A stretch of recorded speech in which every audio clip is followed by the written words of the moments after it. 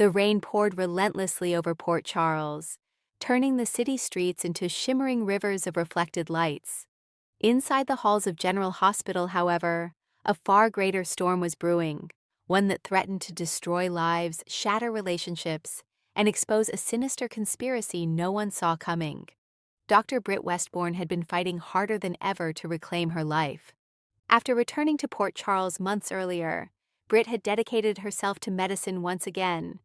Despite resistance from some hospital board members and lingering distrust from old enemies, she had slowly rebuilt her reputation. More importantly, she had found peace, or so she thought.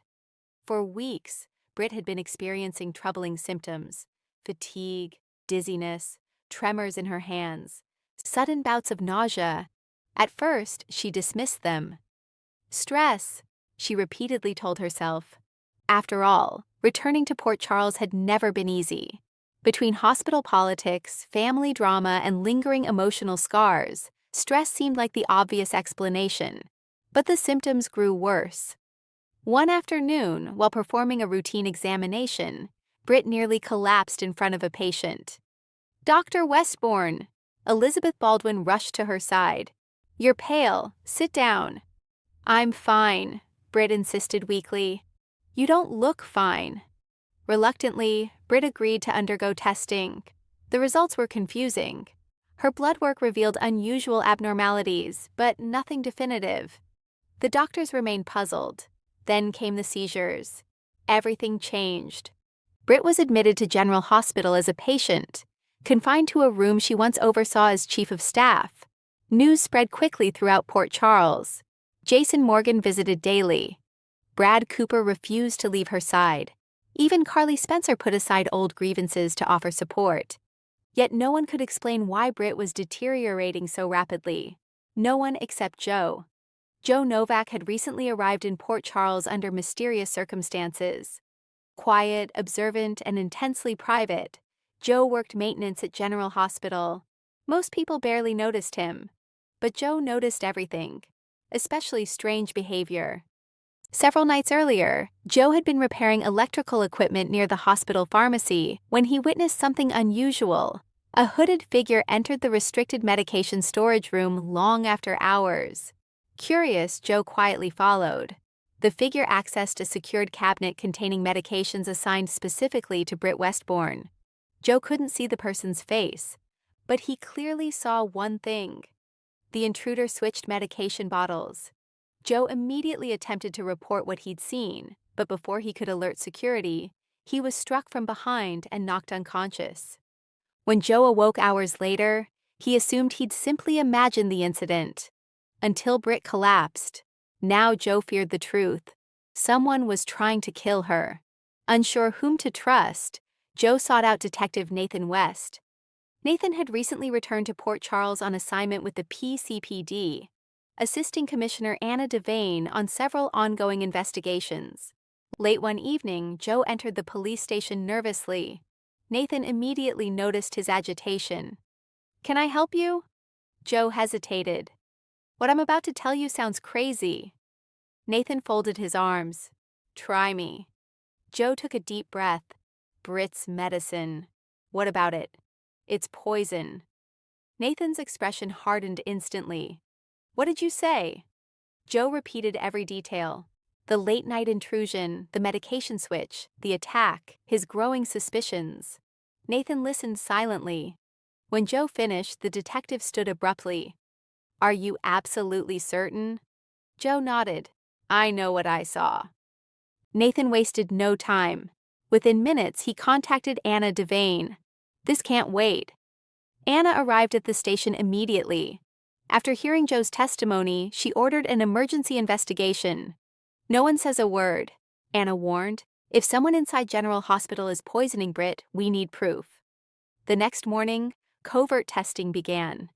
Samples of Britt's medication were secretly sent to an independent laboratory. The results stunned everyone. Joe had been right. The medication contained a highly toxic neurotoxin. Not enough to kill Britt immediately, just enough to slowly destroy her nervous system while mimicking symptoms of a degenerative illness. Someone had deliberately poisoned her. Anna immediately opened a criminal investigation. Meanwhile, Jason sensed something was terribly wrong. Entering Britt's hospital room, he found Nathan questioning nurses. "What's going on?" Jason demanded. Nathan exchanged a glance with Anna. "We've discovered evidence that Britt may have been poisoned." Jason froze. "What?" Anna explained. Jason's face darkened. "Who did this?" "We don't know yet." Jason's eyes turned icy. "Find out." Word soon reached Brad. He exploded. Someone tried to murder Britt? Furious and terrified, Brad vowed revenge. But Britt herself reacted differently. She was devastated. "Who would do this?" she whispered. Memories flooded back. Her troubled past, her enemies, the betrayals. There were far too many suspects. Carly immediately suspected one person. "Obrecht." "No," Britt insisted. "My mother wouldn't do this." Yet even Liesel Obrecht appeared shaken when confronted. "I would never harm my daughter," Liesel declared. "Never." Anna believed her. Still, everyone remained under suspicion. As investigators reviewed hospital security footage, another shocking discovery emerged.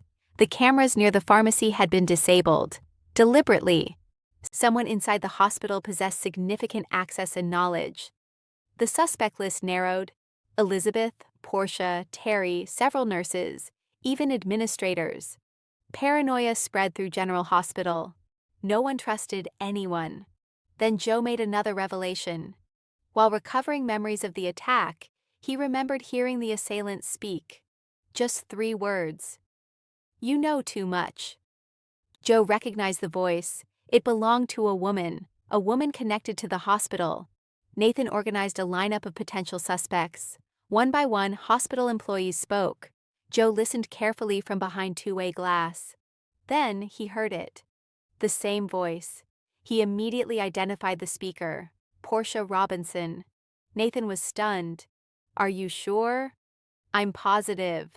Anna refused to jump to conclusions. "We need evidence." A search warrant was obtained. Inside Portia's office, detectives discovered hidden financial records, large payments, anonymous offshore accounts, and correspondence with none other than Jen Sidwell. The entire investigation suddenly took a darker turn. Sidwell had recently suffered major financial losses after Britt exposed irregularities involving hospital investments. Authorities now believed Sidwell hired Portia to eliminate Britt. But why Portia? The answer shocked everyone. Portia had secretly accumulated enormous gambling debts. Sidwell offered to erase everything in exchange for one favor: remove Britt. Portia initially intended only to make Britt appear medically unfit, but events spiraled beyond her control. Confronted with evidence, Portia finally broke down. "I never meant for it to go this far," she sobbed.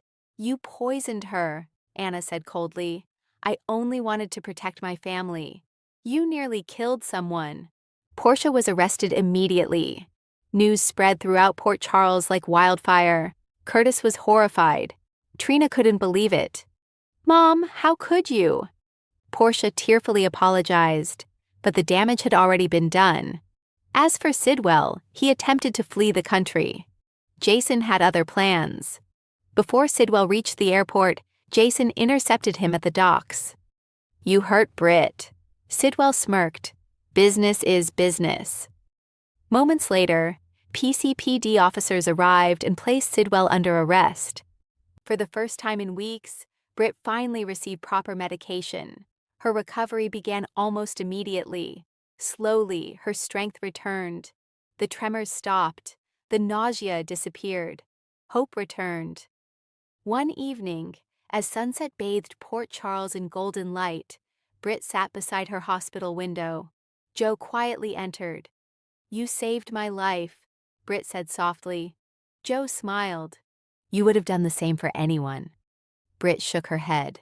"Most people wouldn't have risked everything." Joe shrugged. "Guess I'm not most people." Britt laughed for the first time in weeks. Outside, the storm clouds over Port Charles finally began to clear.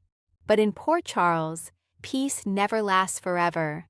Because elsewhere, hidden in the shadows, An unknown figure watched news coverage of Portia's arrest. The figure slowly turned off the television, then smiled. "Poor Portia," the mysterious stranger whispered. "Taking the fall was always part of the plan." The camera pulled back. On the table sat another bottle of medication, labeled